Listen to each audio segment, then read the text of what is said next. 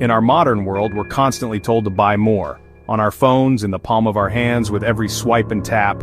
The latest deals, the hottest trends, and the promise of happiness are just a click away.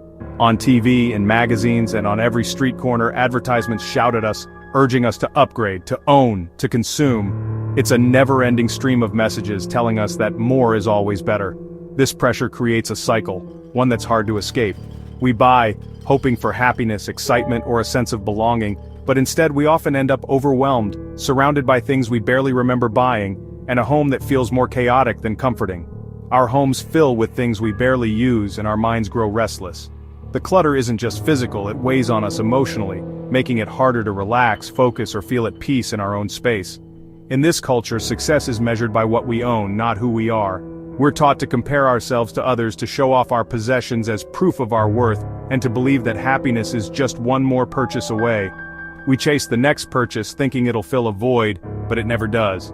The excitement of something new fades quickly, replaced by the urge to buy again, to keep up, to not fall behind. The thrill fades, leaving us with less space, more debt, and a nagging sense of dissatisfaction.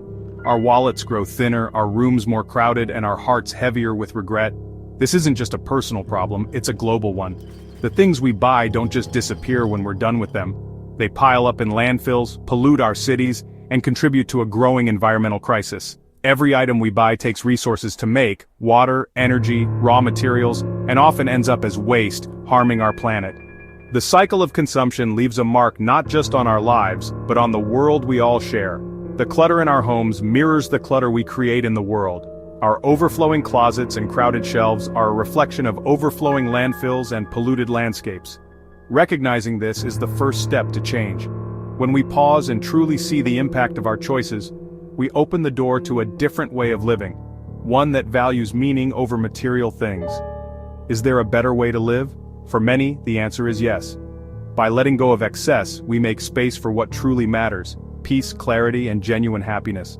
Japanese minimalism offers a powerful alternative, not about deprivation, but about making intentional choices. It's about surrounding ourselves only with what we love and need, and finding beauty in simplicity. True contentment comes not from having more, but from needing less. When we choose less, we gain so much more: freedom, peace, and a life that feels lighter both inside and out. Japanese minimalism is more than empty rooms or simple design. Rooted in Zen Buddhism and Wabi-Sabi, it finds beauty in simplicity and imperfection. It's about keeping only what you truly need or love, and letting go of the rest. Unlike Western minimalism, it's deeply tied to mindfulness and inner peace. Each item should serve a purpose or spark joy. Otherwise, it's clutter.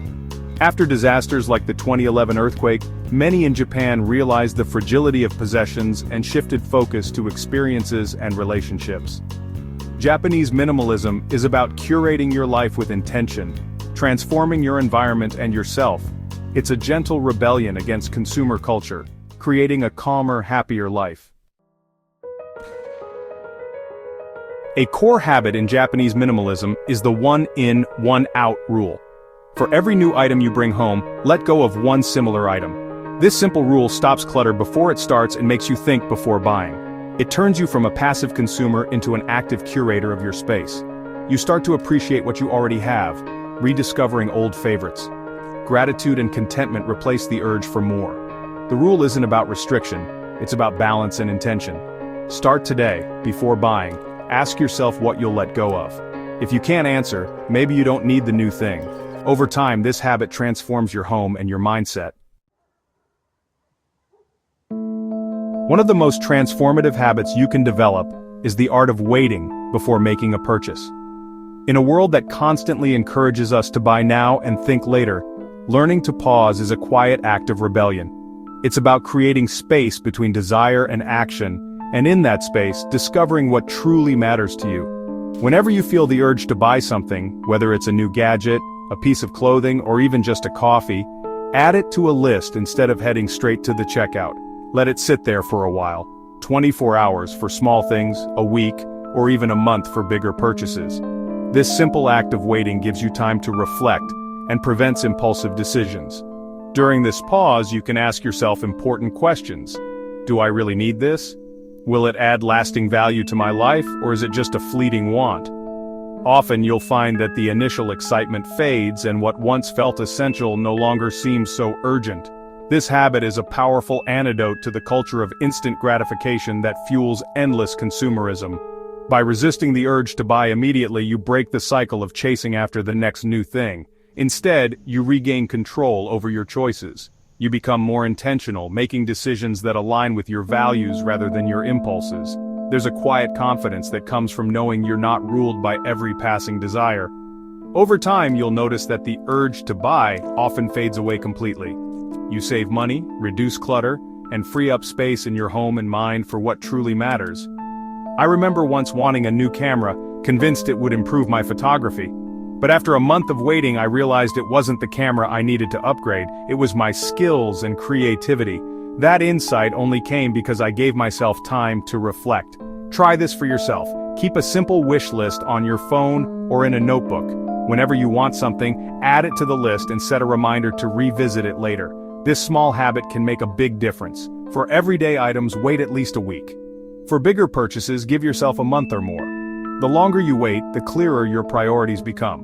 You'll be surprised how many things lose their appeal with time. What remains on your list after waiting is often what truly matters to you. Practicing the art of waiting builds patience and self-awareness. It teaches you to listen to your deeper needs, not just your passing whims. You begin to realize that happiness isn't found in constantly satisfying every desire, but in appreciating what you already have and making thoughtful, meaningful choices. The art of waiting helps you make decisions with intention, not impulse. It's about choosing what truly adds value to your life. In the end, waiting isn't just about buying less, it's about living more simply, more mindfully, and with greater meaning. In Japan, minimalists often choose to rent or share rather than own, embracing a lifestyle that values experiences and flexibility over possessions.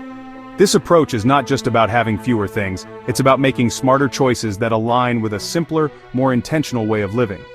Think about it. Why purchase items you'll only use once or twice?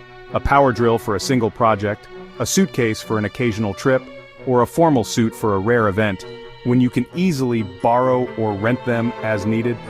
Thanks to the growing sharing economy, accessing what you need has never been simpler. Tool libraries, clothing rental shops, and car-sharing services are now common in Japanese cities, making it easy to find almost anything for short-term use. Renting and sharing not only save you money but also free up valuable space in your home. You avoid the ongoing hassle of maintenance, repairs, and storage, which can quickly add up with ownership. The process is simple. Use what you need, then return it. There's no lingering clutter, no unused items gathering dust, and no waste from things you no longer want. For example, I used to buy every book I wanted to read, but now I visit the library. This gives me access to a wider selection, keeps my shelves clear, and lets me enjoy reading without accumulating stacks of books. The same principle applies to music, movies, and even sports equipment. Streaming services and rental shops let you enjoy entertainment and hobbies without the burden of ownership. The real shift is moving from an ownership mindset to an access mindset. Instead of asking, "Should I buy this?" ask, "Can I borrow or rent this instead?" Next time you need something for a special occasion or a one-off project, consider renting or borrowing. There are countless online platforms and local shops that make this process quick and convenient. Don't forget to reach out to friends, neighbors, or your local community.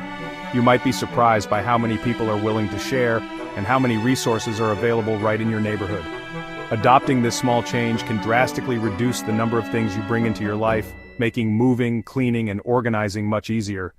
Your home stays minimalist, your mind feels lighter, and your lifestyle becomes more adaptable to whatever life brings. By making renting and sharing a habit, you not only lighten your physical load, but also open yourself up to a more flexible, connected, and sustainable way of living. The heart of minimalism is finding joy in non-material things. Instead of shopping for happiness, focus on experiences, relationships, and personal growth. Schedule time for activities that don't involve spending, walks, conversations, learning a new skill. These moments create lasting memories and fulfillment that things can't provide. After decluttering, I found more time for simple pleasures. A cup of tea, sunshine, the sound of rain. Make a list of free or low-cost activities you enjoy. When you feel the urge to shop, Choose an experience instead. At first it may feel strange, but soon you'll crave these moments over new purchases. A life rich in experiences is more satisfying than a life full of things. This is the ultimate freedom minimalism offers. Japanese minimalist habits aren't just about tidiness. They're tools for real happiness. When you stop chasing possessions, you free up mental and emotional energy. The anxiety of wanting more fades, replaced by inner peace. You start to appreciate what you have, shifting from scarcity to abundance. Contentment grows as you realize you already have enough. Minimalism breaks the cycle of manufactured desire. Living with less brings freedom. From debt, from clutter, from tying your worth to your stuff. You become your authentic self, investing in what truly matters: health, relationships, passions. These habits make you the creator of your own life, not a passive consumer. This sense of agency is deeply empowering. The happiness minimalism brings is stable and lasting, not a fleeting high. It's a quiet contentment that comes from living in line with your values. You don't have to throw everything out overnight. The Japanese approach is gentle. Start small and build habits gradually. Try the one in, one out rule for a month, or declutter a single drawer or shelf asking, do I need this? Does it bring me joy? Small victories build motivation. Create a 30-day waiting list for purchases. Try a no-spend weekend to discover joy in non-material activities. Visit your library, explore a park, finish an old project. Minimalism is personal. Your version will look different from anyone else's. The goal isn't to own the fewest things, but to create a life with more time, freedom, and joy. Be kind to yourself and celebrate progress. If you slip up, just return to your habits the next day. A simpler life is built one small, intentional step at a time. In a world obsessed with more, Japanese minimalism offers a liberating alternative. Happiness isn't in accumulation, but in removing what weighs us down. Change doesn't require a dramatic overhaul, just small daily habits. The one in, one out rule, waiting before buying, renting, and finding joy in experiences are tools of liberation. Each small decision is a step toward freedom and gratitude. The benefits go beyond a tidy home. They touch every part of your life. You gain stability, stronger relationships, and a clearer sense of purpose. Minimalism is an invitation to live deliberately and define success for yourself. By embracing these habits, you can shed unnecessary weight and create space for what truly matters. Walk a lighter, freer, and happier path, one intentional step at a time.